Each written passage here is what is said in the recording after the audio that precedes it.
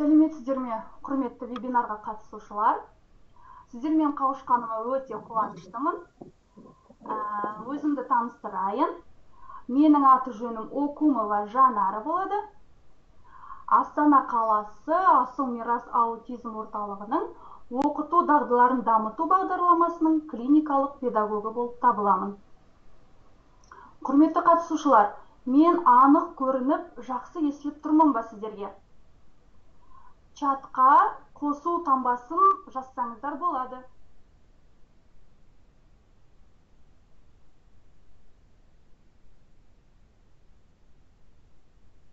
Жақсы. Бізде қатысушылар қосылып жатыр. Құрметті қатысушылар, сіздерге бір ескерту айта кетейін. Қосылған кезде өздеріңізде көрсетілген микрофонды дауысын өшіріп тастасаңыздар деп өтініп сұраймын. Себебі біздің вебинарымызға және маған кедергі келтіруі мүмкін. Микрофонды сөндіруді ұмытпаңыздар. Егер экрандағы менің бейнем кедергі келтірген болса, курсивті кез келген жаққа жылжытсаңыздар болады. Сонымен қатар, егер дыбыс бәсең болатын болса, компьютердегі сілтемемен жүріп, дыбысын ұлғайтуға болатындығын айта кеткім келеді. Бізде қатысушылар қосылып жатыр.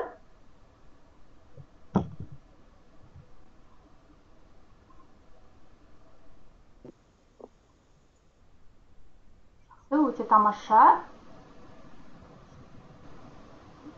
Қатысушылар қосылды. Арасында сұрақтарыңызға жауап беріп отырамын. Чатқа жолдасаңыздар болады. Егер чатқа сұрақ жолдап үлгермесеңіздер, менің экранда көрсетілген электронды поштама жолдасаңыздар болады. Және де чатқа жіберіп қойдым. Осы сілтемені өздеріңе жазып, өздеріңізге сақтап алсаңыздар болады. Жазған сұрақтарыңызға, поштама келген сұрақтарға мен міндетті түрде жауап беремін. Жақсы, қатысушыларымыз қосылуда. Тағы да сіздерге бір жіберіп қояйын электрондық поштаның адресін.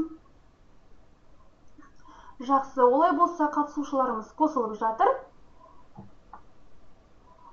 Ендеше бүгінгі вебинарымызды бастайық. Бүгінгі вебинар тақырыбына келмес бұрын, келесі вебинарлардың тақырыптарына қатысты сіздерге ақпарат бере кетейін. Мұның барлығы аботерапия үлкен тақырыбының аясында ашылатын болады. Сонымен тақырыптарға оралсақ.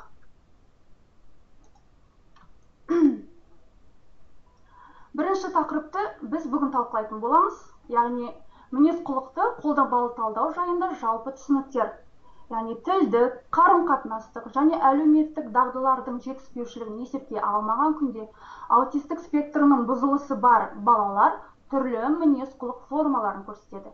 Мысалы, агрессивті мінез-құлық көрсету арқылы бала оқу ісінен бас тартуға немесе ересектердің назарын өзіне аудартуы мүмкін. Келесі біздің тақырыбымыз, екінші тақырыбымыз мінез-құлық функциялары. Екінші вебинарда бұл нақты қандай мінез-құлық екенін және қандай негізгі түрлері мен функциялары бар екенін сөз етеміз. Келесі біздің тақырыбымыз, яғни үшінші тақырып, аботерапиясының оқыту стратегиялары.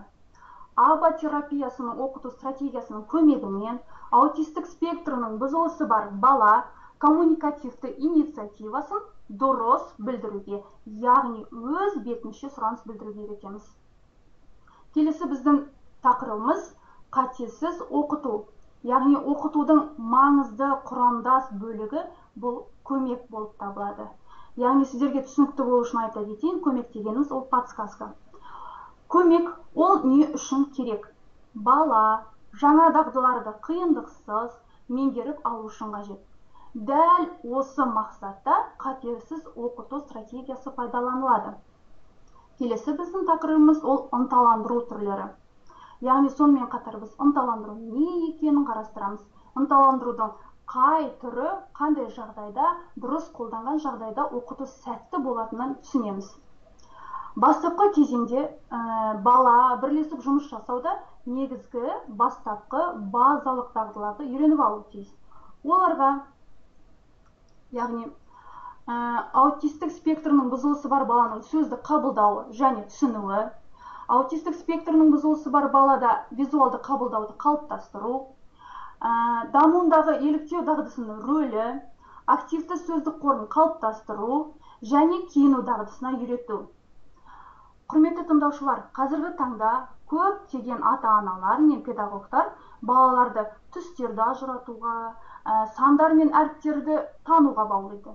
Алайда аутистік спектрінің бұзылысы бар балалар үшін өз бетімен су ішу, тамақтану, киіне білу әлде қайда маңыздырақ екенін естен шығармаңыздар.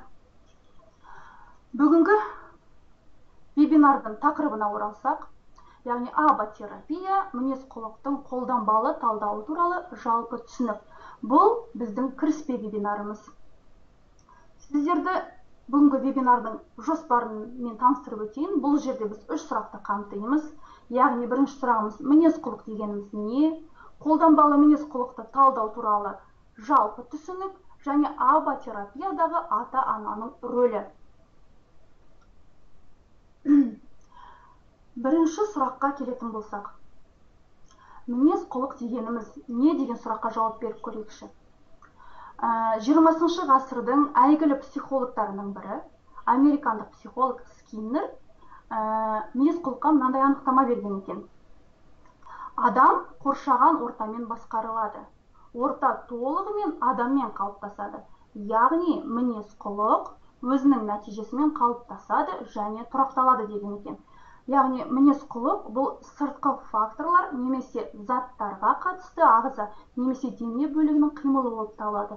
Яғни біздің әрбір іс-әрекетіміз, қимыл қозғалысымыз мінез-құлық болып табылады. Дәл осы психолог зерттеу үшін мінез-құлық функционалдық талдауын ұсынған екен. Сол себепті Скиннерді мінез-құлық талдауының негізін салушы деп атауға болады. Адам мінез-құлқының жалпы заңдылықтары мен оларды оқыту туралы ілімдерге сүйеніп, аталмыш әдіспен жұмыс жасауды ең алғаш 1963 жылы Лос-Анджелесте Ивар Лавас қолданған екен. Кез келген мінез-құлықтың салдары бар. Балаға ол ұнаса, бала оны сол мінез-құлықты қайталайды, ұнамаса қайталамайды деген идеяны негізге алған екен. Яғни Ивар Лавас алғаш рет аба әдістемесін аутизмі бар балаларға қолданып, тиімділігін дәлелдеген. Енді мен сіздерге қарапайым тілмен түсіндіріп өтейін. Қарапайым тілмен айтқанда, мінез-құлық дегеніміз, яғни адамның сырттан бақылауға болатын істері. Мысалға, бала жылайды, су ішеді, қолын жуады, осының бәрі мінез-құлық. Төбелеседі, сурет салады, тамақтанады, мұның бәрі мінез-құлық болып табылады. Адамның кез келген қимылы мінез-құлық. Енді мен сіздерге, құрметті тыңдаушылар, мінез-құлыққа не жатпайтынын айта кетейін. Қарастырайық, яғни олар көріп отырғандарыңыздай, біз оларды көріп өлшей алмайтын күйлер. Олар, яғни мінез қасиеттері, сезім, эмоциялар, ой, физикалық күйлер, яғни физикалық күйлер деп отырғанымыз бас ауруы, қысым көтерілу сияқты субъективті күйлер. Бұл күйлер мінез-құлыққа жатпайды. Енді мен сіздерге қарапайым мысалдармен түсіндіріп өтейін, сіздерге түсінікті болу үшін. Бірінші мысал, оқушы өтіп жатқан сабақты ортасынан тоқтатуды ойлап отыр. Бірінші жағдайда біз мінез-құлықты анықтай алмаймыз, аба тұрғысынан. Яғни біріншіден біз баланың ойын бақылай алмаймыз, мүмкін ол басқа нәрсе ойлап отырған шығар. Ал екіншіден біз оның ойын өлшей алмаймыз, себебі бала сабақты тоқтатқысы келді деген дәлелденбеген ойды анықтай алмай, мұғалім оқушыны жазалай алмайды.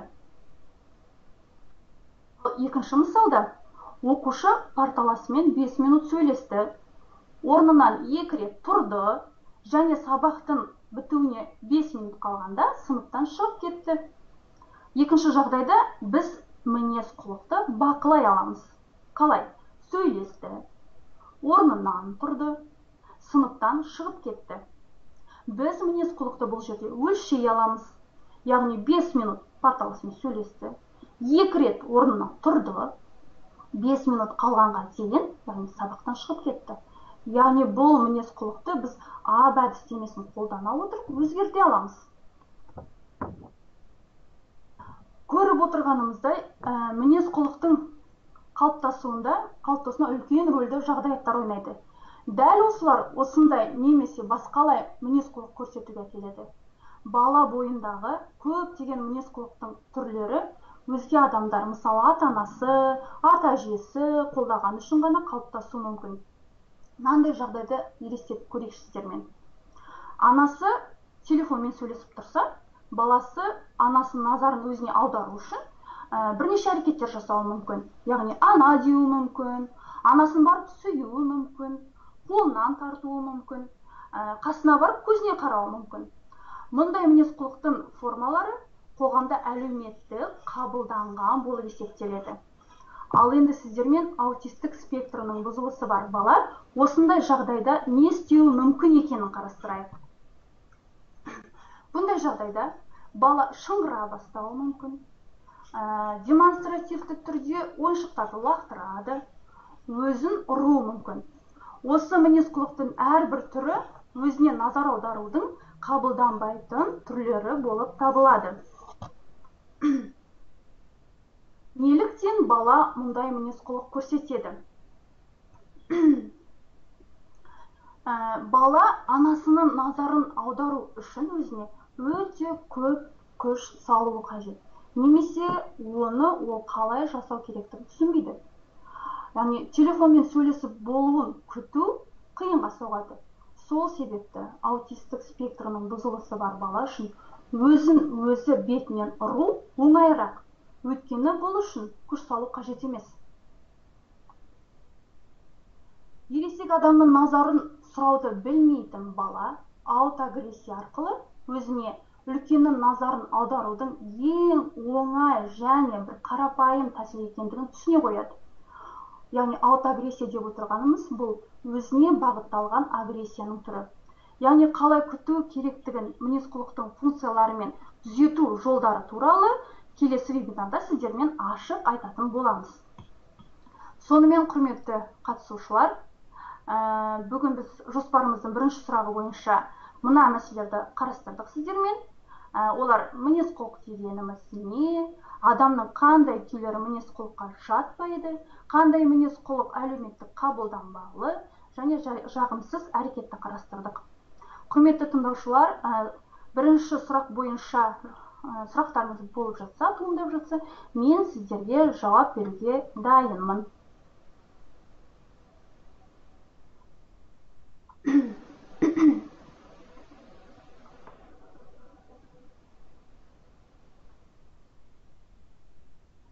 Сұрақтарыңыз болса, жауап беруге дайынмын. Чатқа жолдасаңыздар болады. Бізде әлі де қатысушылар қосылып жатыр екен. Үлкен рахмет. Тағы бір шамалы уақыт күтейін.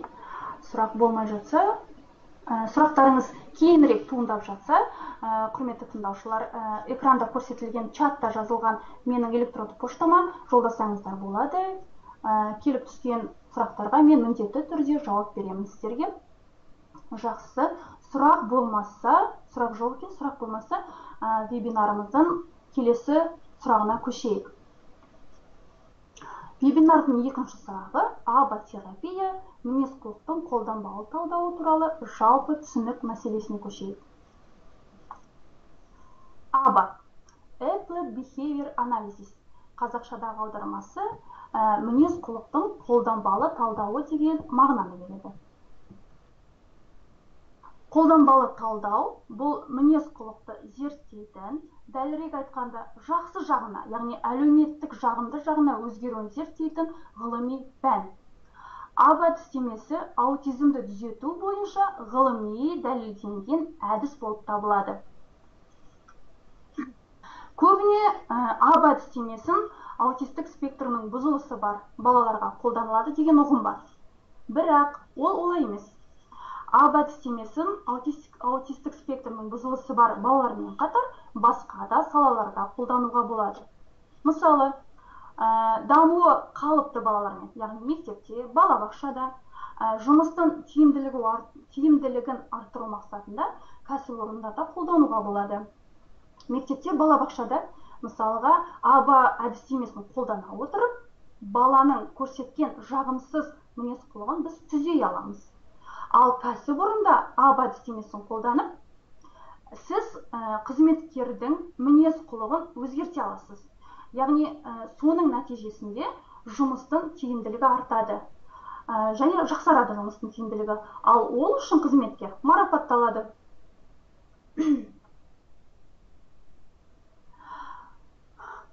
Осы әдістемеге сүйене отырып, мәлімет жинау арқылы біз үнемі мінез-құлықты бақылап, бағалай аламыз. Мінез-құлықтың қолданбалы талдауы баланың мінез-құлқын жүйелі зерттеуде келесідей мүмкіндіктер береді. Объективті түрде өлшеуге және сипаттауға, мәселе туындатқан мінез-құлықтың себебін анықтауға және балаға жеке даму жоспарын құрастыруға. Мінез-құлықтың заңдылықтарын қолдану 60-шы жылдардың басында басталып, 90-шы жылдары кеңінен қолданысқа енген екен. Мына бір үзіндіні тыңдап көрейікші. Ол бұрышта отырмайды, ол жіппен ойнамайды. Ол маған қарамай қала алмайды. Ол үнсіз отырмайды. Қаншалықты қаласа да, мен оған жол бермеймін. Қанша қиналса да, көнбесе де, адамның күйлерін бастан кешіреді. Бұл сөздердің авторы Кэтрин Моррис. Кэтрин Моррис ештеңеге қарамастан, өзінің қызы үшін бәріне бекем екенін осы жолдардан аңғаруға болады. АБ әдістерінің көмегімен қызын әлеуметтендірген ана. Кітап диагнозы аутистік спектрінің бұзылысы бар 2 баланың анасымен жазылған еңбек. Балаларын толығымен қалыпты өмірге оралту осы ананың қолынан келген екен. Бұл кітапта балаларды диагностикалау тарихы мен оқыту әдістері сипатталған, 1,5-нан 2 жас аралығындағы өте ерте пайда болған аутизм белгілері толыққанды сипатталған. Дәл осы аутизм белгілерін ерте анықтаудың арқасында Кэтрин өз балаларындағы дағдылар жетіспеушілігін тиімді жеңуге мүмкіндік ашқан. Құрметті тыңдармандар, осы кітапты оқып шығуға сіздерге кеңес беремін. Аталған кітаптан өздеріңізге көптеген өте пайдалы дүниелер табасыздар деп ойлаймын. Бұл кітапты ғаламтордан еркін оқуға болады. Экранда көрсетілгендей сілтеме берілген. Сол сілтемемен жүру арқылы сіздер кітапты еркін оқи аласыздар. Мінез-құлықты қолданбалы талдау тіпті ең оқытылуға көнбейтін балалардың, яғни сөйлей алмайтын және бірлесе жұмыс істеу білмейтін, жағымсыз әрекет танытатын және үрлей деңгейі төмен балалардың өзінде базалық дағдыларды қалыптастыра алады. Олар қарым-қатынас дағдысы, сөзді ұғыну дағдысы, бірлесе әрекет ету дағдылары және балада келесі мінез-құлық мәселелері едәуір төмендейді, яғни агрессия, өзіне деген агрессия, истерия. Көбіне балалар қабылданбайтын әрекеттерді демонстрациялап жатады.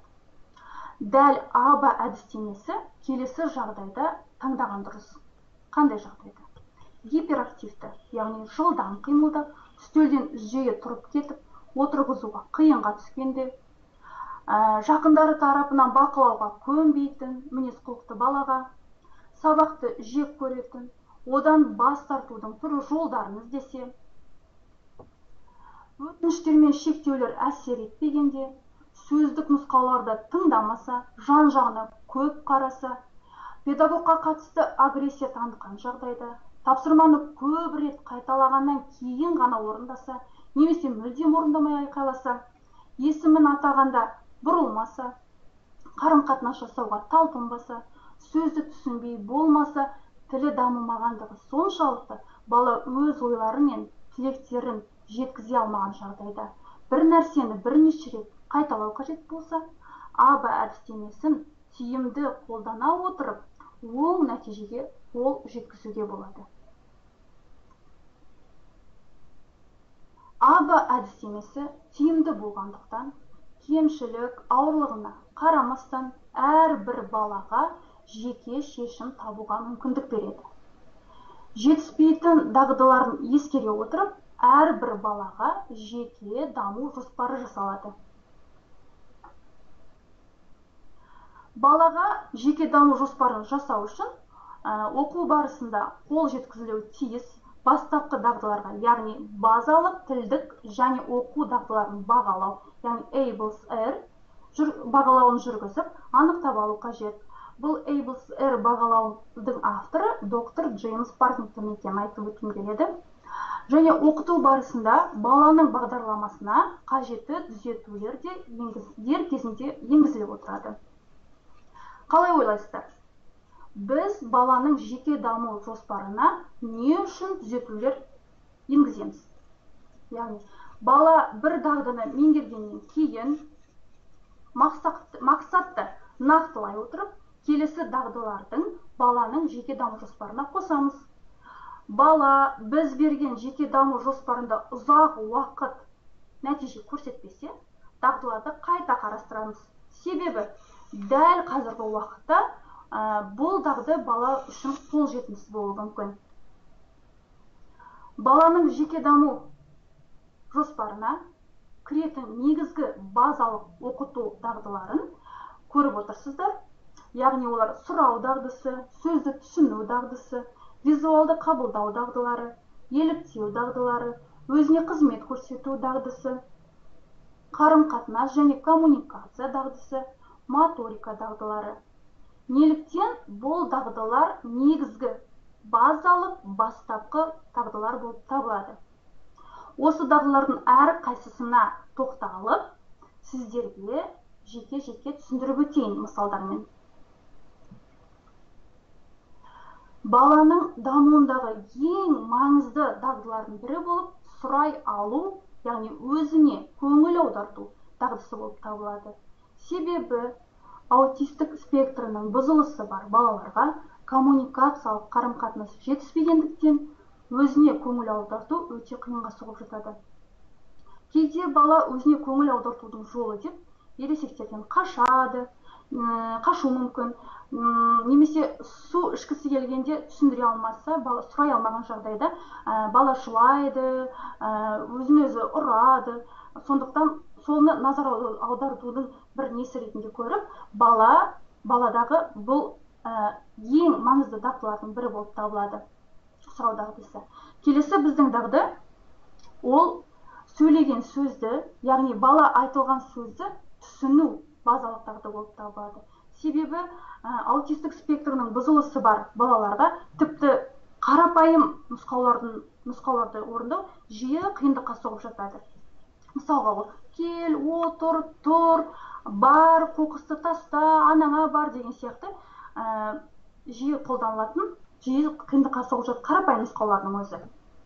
Ал келесі біздің дағдымыз ол визуалды қабылдау дағдысы. Көбіне аутистік спектрінің бұзылысы бар балалардың визуалды қабылдау дағдылары жоғары деңгейде болады. Бала заттарды түсіне, пішініне, түріне, үлгіге сай қарап отырып, жақсы ажыратып, топтастырып жатады. Дегенмен, ол балада автоматты түрде жатталуы мүмкін. Себебі, баладан сол құрастырып отырған, ұстап отырған затын атап сұраған кезде, баланың бұл затты білмейтіндігі біздің тәжірибемізде кездесіп жатады. Сондықтан баланы үйреткен кезде мақсат анық болуы керек. Келесі ең маңызды дағдылардың бірі болып, еліктеу дағдылары болып табылады, яғни іс-қимыл қозғалыстар. Еліктеу дағдысы тиімді оқытуды жүзеге асырудың негізі болып табылады. Еліктеу басқа адамдардың іс-әрекетін қайталай білу баланың жаңа дағдыларды игеруіне мүмкіндік береді. Егер бала ересектердің айтқан сөздерін, іс-әрекеттерін қайталай алмаса, онда жаңа дағдыларды игеру мүмкіндігі төмен болып жатады. Сіздерге қарапайым мысалмен түсіндірейін. Яғни мен мейрамханаға келдім дейін. Мейрамханаға келіп, алдыма қойылған құралдарды қалай қолдану керектігін білмеймін. Жанымда отырғанға қарап, құралдарды қалай қолдану отырғанын көре отырып, мен соған қарай отырып, қайталау арқылы, еліктеу арқылы алдымда тұрған құралдарды қолдана аламын, еліктеу арқылы. Және мен қоғамға, қоршаған ортаға өзімді әлеуметтендіремін. Сол сияқты аутистік спектрінің бұзылысы бар бала да қоғамға, қоршаған ортаға еліктей отырып өзін әлеуметтендіреді.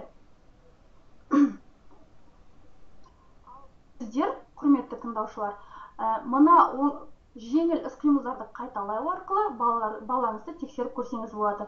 Яғни ол мұрынға қолыңды тигіз, қолыңды жоғары көтер, орныңда секір, шапалақ соқ деген іс-қимылдарды қолдана отырып қайталауын сұраңыз.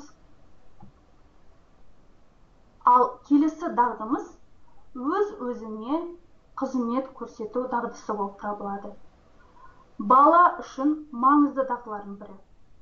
Бала өз бетінше киінуді, тамақтануды, аяқ киімін кие білу керек.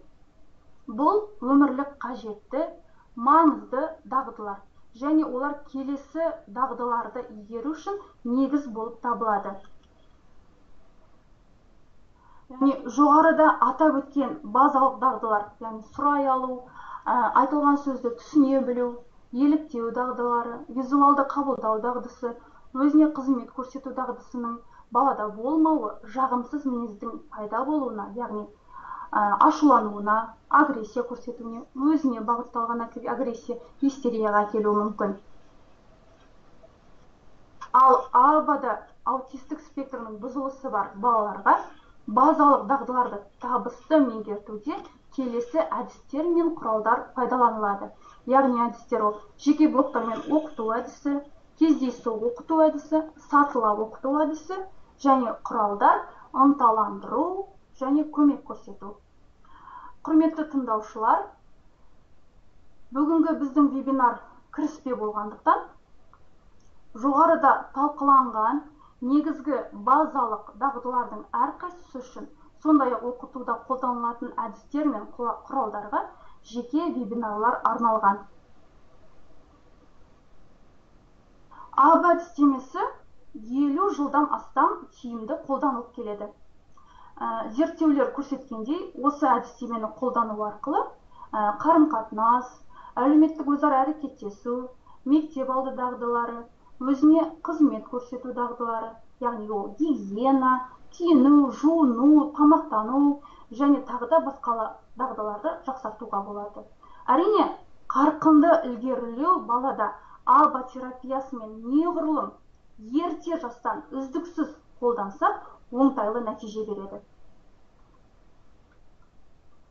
Ал АБА әдістемесінің тиімділігі қандай факторлармен анықталады? Соған келетін болсақ, АБА әдістемесінің тиімді, егер баланы оқытуға қатысушылардың барлығы, яғни мұғалім, педагог, психолог, тәрбиеші, ата-ана, ата-әжесі, олардың барлығының талаптары мен үйрету әдістерінде бір кісідей бірлесіп, өзара әрекеттесіп, жақсы ынтымақтастықта, өзара ынтымақтастықта болса, тиімді болады. Сондықтан, құрметті тыңдаушылар, сіздердің қолдауларыңыз бен көмектеріңізсіз оң нәтижеге жету мүмкін емес. Және де нәтиже аз болады. Келесі екі слайдта біздің орталыққа келіп жүрген екі баланың даму деңгейінің график көрсетілген. Әр сабақтан кейін клиникалық педагог әрбір жекелеген дағды бойынша ақпараттық жүйеге баланың күнделікті динамикасын тіркеп отырады. Ақпараттық жүйе көмегімен мынандай экранда көріп отырғандарыңыздай графиктер алуға болады. Экранда ол түрлі түсті бояумен көрсетілген. Көріп отырғандарыңыздай 3 дағдыны сипаттайтын 3 график берілген. Яғни бірінші дағды сұрау дағдысы, жасыл түспен белгіленген. Екінші дағды өзіне қызмет көрсету дағдысы көк түспен белгіленген. Ал үшінші дағды киіну дағдысы күлгін түспен боялған екен. Сұрау және өзіне өзі қызмет көрсету дағдыларында шамалы өзгерістер бар. Ал үшінші дағдысы киіну өзгеріссіз қалған. Бұл жағдайда баланың жетістігі анағұрлым аз. Себебі ата-ана баланың оқу үрдісіне араласпаған. Баламен үйде дағдыларды қайталап, бекітіп отырмаған. Ал екінші баланың графигіндегі дағдыларына зейін қойсаңыздар, мұнда нәтижелер әлде қайда жоғары. Себебі ата-ана баланың сабағына белсене қатысқан, баланың жеке даму жоспарындағы үй тапсырмасын уақытылы және мамандармен бірлесе отырып берілген ұсыныстарды дұрыс орындап отырған. Сондықтан, құрметті тыңдаушылар, ата-аналар, сіздермен бірлесіп жұмыс жасау барысында ғана жақсы, оңтайлы нәтижеге жетеміз. Сонымен, қорыта келгенде, АБА әдістемесін ерте жастан тиімді қолдана отырып, оңтайлы нәтижеге жету үшін естеріңізде болсын. Балаңызды қалай жақсы көретініңізді жарқын жүзіңізбен көрсетіңіз. Сіз балаңызға ол сізге қажет екенін барлық уақытта есіңізде сақтаңыз. Балаңыз үшін шын қуана біліңіз. Балаңызды дәл қазіргі осы қалпында қабылдаңыз. Басқа құрдастармен салыстырып, өзіңізді азаптамаңыз. Оның орнына барлық күш жігеріңізді балаңызды жан-жақты дамытуға жұмсаңыз. Құрметті қатысушылар, кез келген ата-ананың мақсаты балаға тәуелсіз өмірді жарқын әрі қызықты сүру үшін септігін тигізіп көмек беру. Әр қайсыңыз балаңыздың өз қатарларынан қалмай өскенін қалайсыз ба? Оған біз, яғни мамандар, сіздерге көмек беруге әрқашан дайынбыз. Бүгінгі АБА терапиясы қолданбалы мінез-құлықты талдау туралы қысқаша мәлімет сіздерге пайдалы болды деп шын жүректен үміттенемін. Барлық ата-аналарға бала тәрбиесінде табыстар тілеймін. Құрметті тыңдаушылар, сіздерге бір аңдатпа беріп өтейін. Келесі біздің оқылатын вебинарымыздың тақырыбы аутистік спектрінің бұзылысы бар баланың жағымсыз мінез-құлқын қалай түзейміз. Келесі вебинарларды тамашалай аласыздар. Сонымен, құрметті тыңдаушылар, бүгінгі вебинарымыз бойынша сұрақтарыңыз болса, жауап беруге дайынмын. Чатқа жолдасаңыздар болады.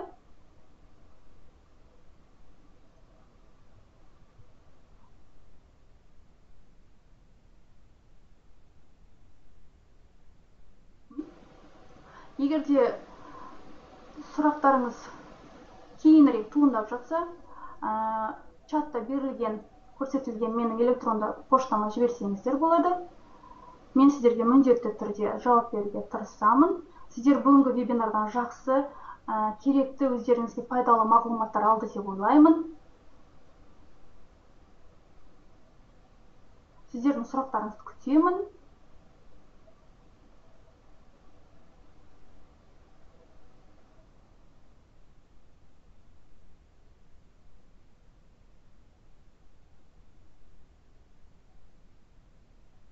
Чатқа жолдасаңыздар болар. Сұрағы жоқ сияқты.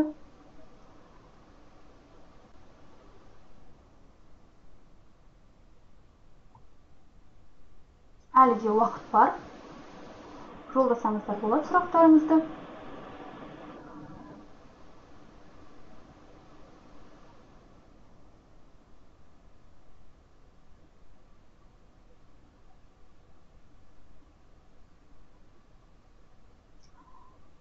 Жақсы, сұрақ болмаса, бәрі түсінікті болды деп ойлаймын онда, сенемін. Құрметті қатысушылар, тағы да айта кетейін, сұрақтарыңыз туындап жатса, осы менің электронды экранда берілген поштама жіберіңіздер. Міндетті түрде жауап беремін. Құрметті тыңдаушылар, ата-аналар, бүгінгі вебинарға қатысқандарыңызға көптен көп рахмет. Назарларыңызға рахмет.